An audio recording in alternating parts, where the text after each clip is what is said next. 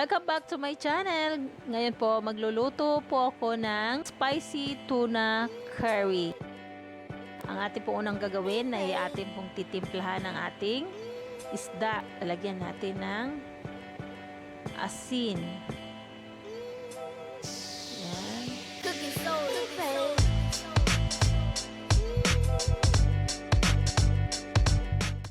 I-massage lang natin konti. Then, lalagyan natin ng white pepper.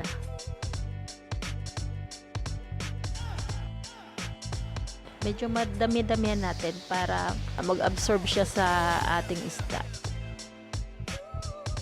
At ang ating black pepper.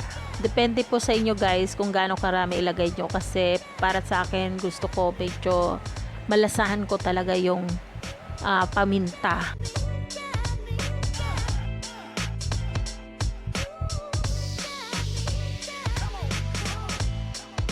Basahin natin ang ating isda, then lalagyan natin ng sesame oil para hindi siya dry. Then ibababad natin yan ng 10 to 15 minutes bago tayo magluto. Yan, ayan na guys. Mag-start na tayo ng gigisa ng ating mga ricado. Una, ilalagay natin ang ating bawang. Gigisa natin to. Halu-haluin lang.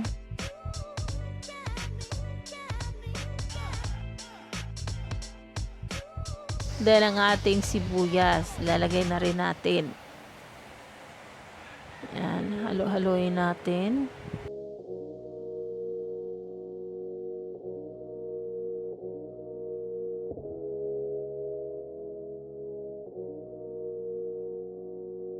Ngayon, ilalagay na natin yung ating curry powder. Sa akin, inuuna ko po siyang ilagay.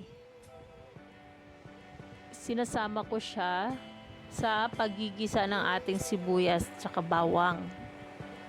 Yan, halu-haluin natin. Then, ilagay na natin ang ating gata or coconut milk.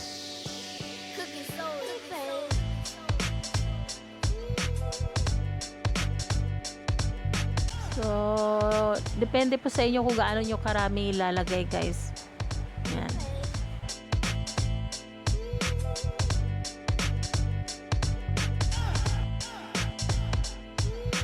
Lalagay na rin natin ang ating isda. Yan guys. So, isahin na natin ilagay.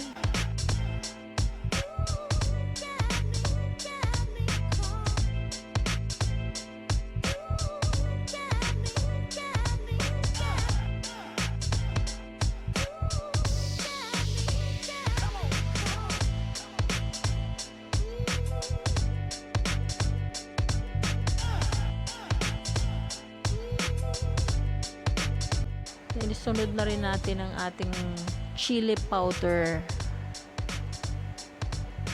Yan. Next ay maglalagay tayo ng sugar. Yan, mga 1 tablespoon. And maglagay din tayo ng patis.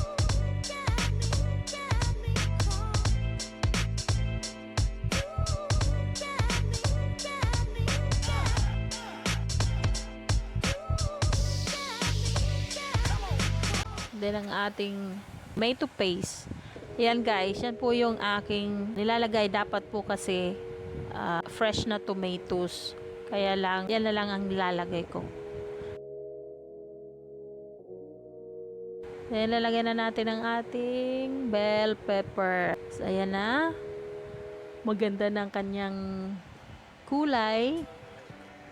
At mukha na siyang masarap. Pakuloy natin siya saglit.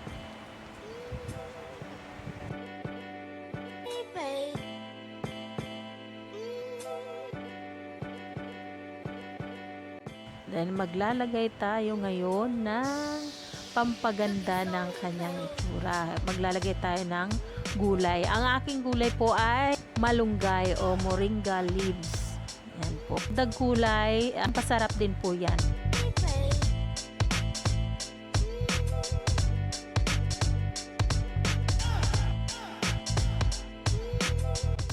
Sana magustuhan nyo guys ang aking version ng spicy tuna curry.